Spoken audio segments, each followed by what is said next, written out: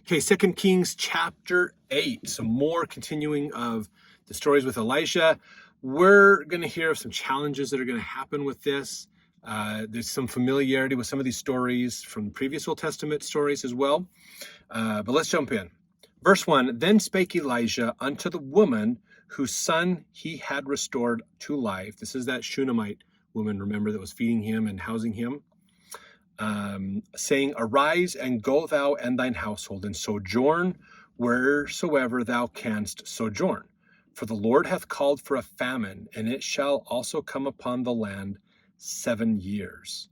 So this is pretty good that the prophet is warning her, this area is about to have a famine for the next 7 years. So you might want to move to another area, into another country, go somewhere else, wherever you can. Take care of your family, because it's going to get bad over here. Verse 2, And the woman arose and did after the saying of the man of God, and she went with her household and sojourned in the land of the Philistines 7 years. So she went to where they could survive. Okay, I think following the prophet's important. Yeah, that's an important thing. So verse 3, And it came to pass at the 7 years' end that the woman returned out of the land of the Philistines, and she went forth to cry unto the king for her house and for her land. So she's going back to get her property. Now, it's not her husband doing this, so there's a good chance her husband is dead. He's passed away. Sickness, old age, whatever. He's dead. So she's going back to say, hey, I left the country for 7 years. I'm coming back. I would like my land back, basically. So that would be something that she'd have to go to the king to deal with.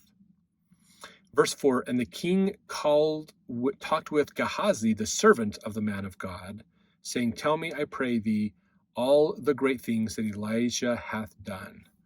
So this is interesting, because verse 4 sounds so different than verse 3. Verse 3 is her asking the king for her land back, and now the king's asking Gehazi. So maybe Gehazi's been the servant of Elisha this whole time. It's not somebody else. Maybe he has more than one servant, we're not sure. But Gehazi is definitely here, spoken of in this chapter by name, still as a servant of the man of God. And he's asking, what has Elijah been doing? Verse 5, And it came to pass, as he was telling the king how he had restored a dead body to life, and that, behold, the woman whose son he had restored to life cried to the king for her house and for her land. And Gehazi said, My lord, O king, this is the woman, and this is her son, whom Elijah restored to life. Now, this is probably some stories the king has heard before, but they didn't involve him, and so he probably didn't worry about it. But now he's like, oh, yeah. I remember, Gehazi's like, remember, this is that lady, that this and this and this. Oh, yeah, okay. Verse 6, And then the king asked the woman, she told him, So the king appointed unto her a certain officer, saying, Restore all that was hers, and all the fruits of the field, since the day that she left the land, even until now. So not just give her land back, but anybody who's taken her food, the resources, give them back. So she's going to have an abundant amount of food. That's a nice gesture. That's really nice. The king's willing to do that for him.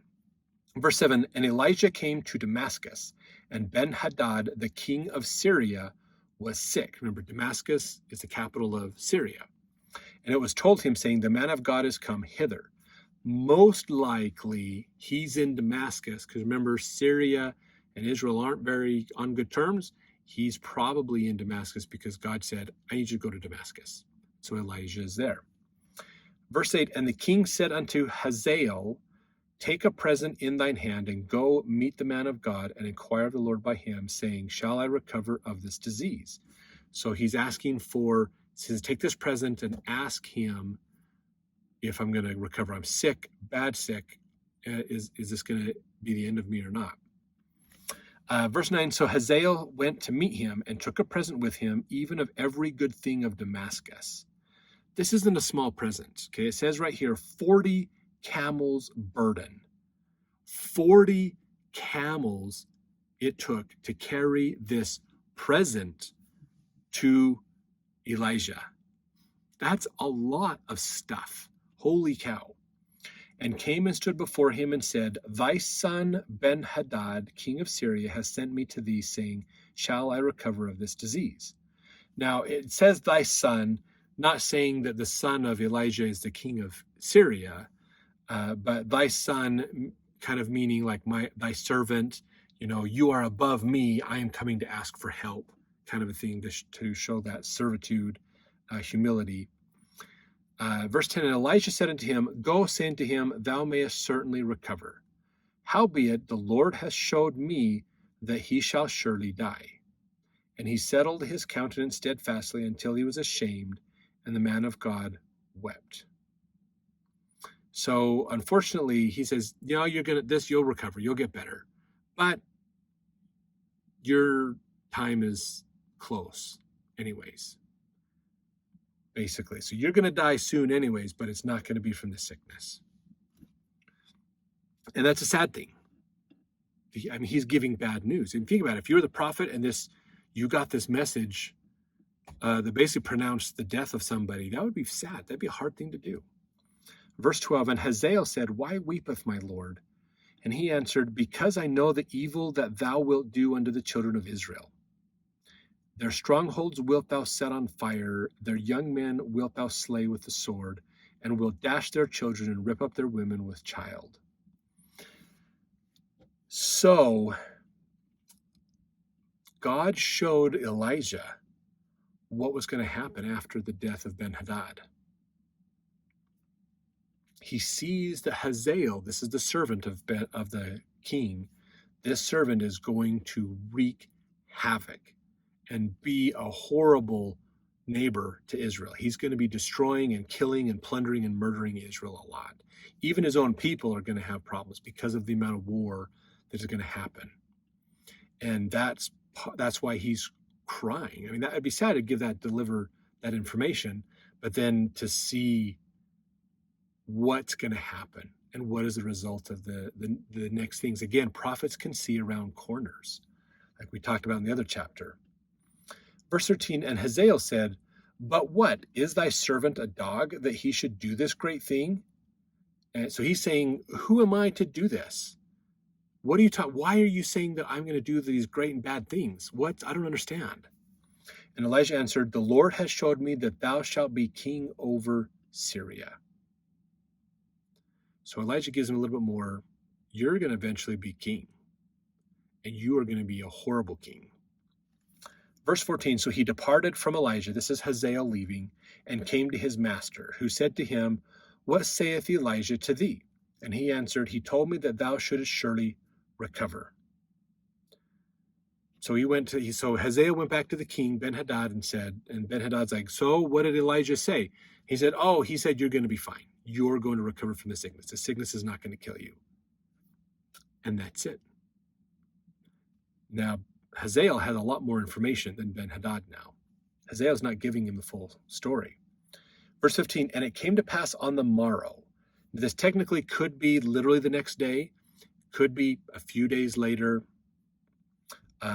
Sometimes they weren't super clear on that. That he took a thick cloth and dipped it in water and spread it on his face so that he died. Now, let's talk about this for just a second. So Hazael, at some point, takes a thick cloth, okay? I don't know if you've ever done this before. If you've ever had like a wet t-shirt, like you've been swimming, you go to take your t-shirt off and it gets over your face and you try to you try to hold it close to your face so that you can have the contours of your face come out of the cloth, and you try to breathe through the wet cloth. It doesn't take long before you realize breathing through a wet cloth doesn't work. Like you go to suck in and you get the cloth coming in, but almost no oxygen comes in, and you just feel starved, and you start to you get a little suffocated kind of panicky thing and take the shirt off the rest of the way. That's basically what Hazael did. He took a thick cloth, though, so something that was much heavier, a thicker cloth, got it wet, and he basically came into the king, held it over the king's face. So he suffocated the king. He killed the king. He murdered him. And then he became the king. So did Hazael have some aspirations, some pridefulness in himself, basically? Possibly. Most likely he did. And Elijah was probably, and this is my interpretation, but Elijah was probably hesitant to tell Hazael too much about what he's seeing around the corner. But the Lord probably said, tell him he's going to be king. Why? Because that gives Hazael choice. Is Hazael going to make himself king? And sure enough, he did. He chose. So Hazael is already a pretty prideful, wicked guy. But given this choice, he chose the wicked side. Rather than wait for the king to die so that he could be king, he chose to kill the king, basically. Thus, that final nail in Hazael's spiritual coffin, basically. Verse 16, and the 5th year of Joram, the son of Ahab, king of Israel, Jehoshaphat being then king of Judah, Jehoram, the son of Jehoshaphat, king of Judah, began to reign. Now, verse 16 might sound confusing. Okay, the 5th year of Joram. Okay, Joram is the son of Ahab, and they're the king of Israel. Now, Jehoshaphat is the king of Judah. Remember, Judah is more in the southern end of the kingdom. Israel is the more major, larger northern end. Judah was mainly like Jerusalem and the surrounding area a little bit. And then it says basically Joram, the son of Ahab, Jehoshaphat being king of Judah, Jehoram, the son of Jehoshaphat, king of Judah. So about that time of transition in king of Judah, basically, is when Hazael began to reign. Verse 7, 32 years old was he when he began to reign, and he reigned 8 years in Jerusalem. So this is not Hazael reigning 32 when he was 32. This is Jehoram, Jehoshaphat's son. Verse 18, and he walked in the way of the kings of Israel, as did the house of Ahab. For the daughter of Ahab was his wife, and he did evil in the sight of the Lord.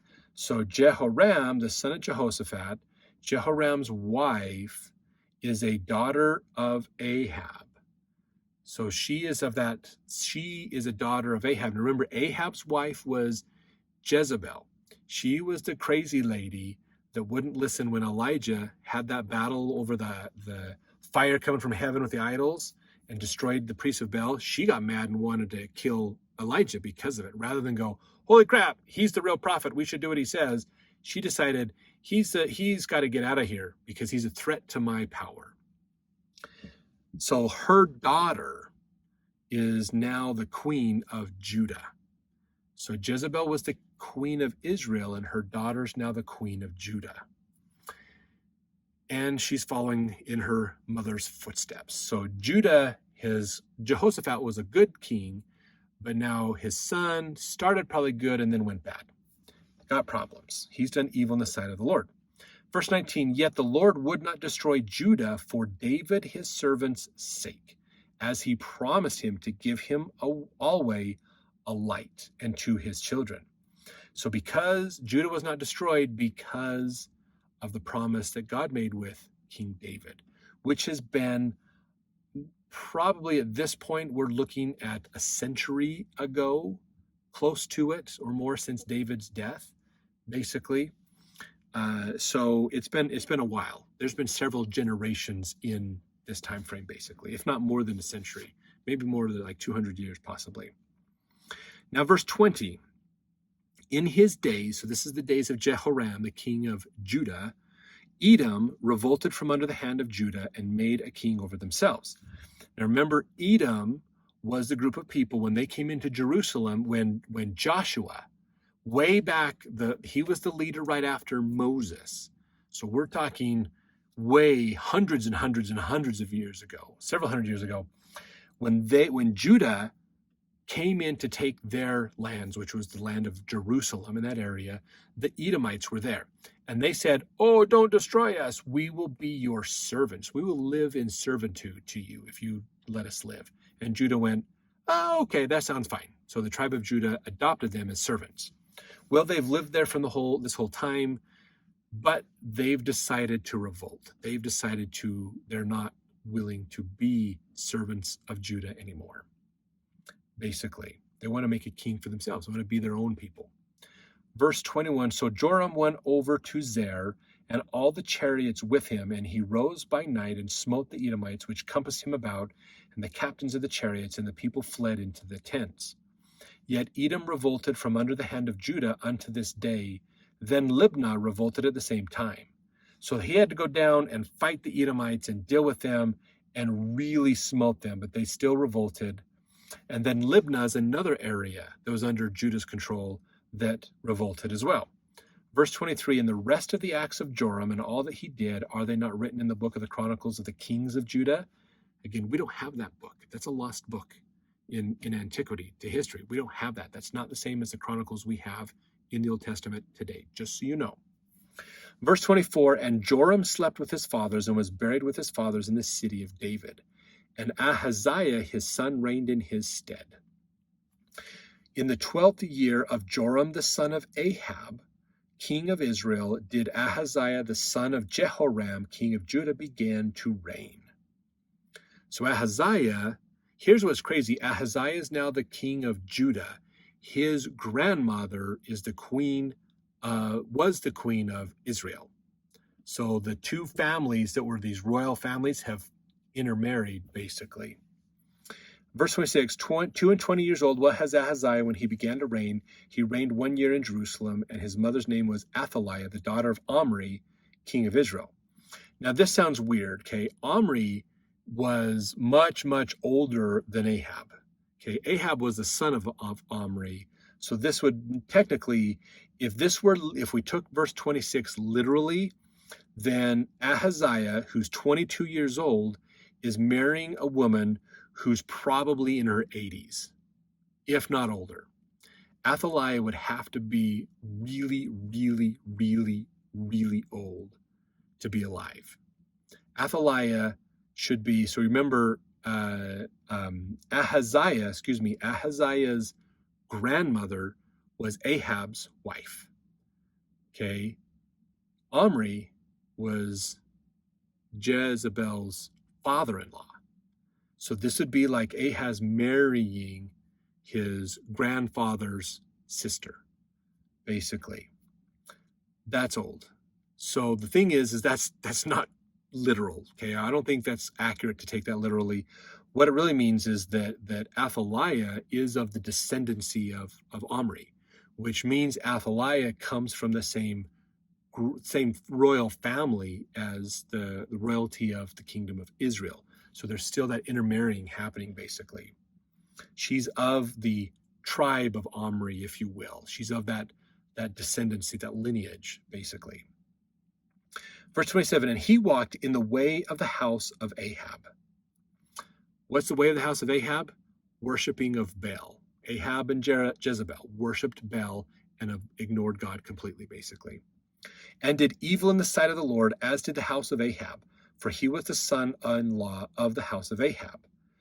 So Judah's gone wicked, idol worship, terrible. They're worshiping Baal, they're worshiping Ashtaroth, they have all these crazy, all these sins, all these problems, same as Israel. Basically, Judah and Israel have turned into everybody else around them. They've abandoned the true religion officially, and they basically are acting the same as all the other groups that live around them. Verse 28, and he went with Joram, the son of Ahab, to the war against Hazael, king of Syria.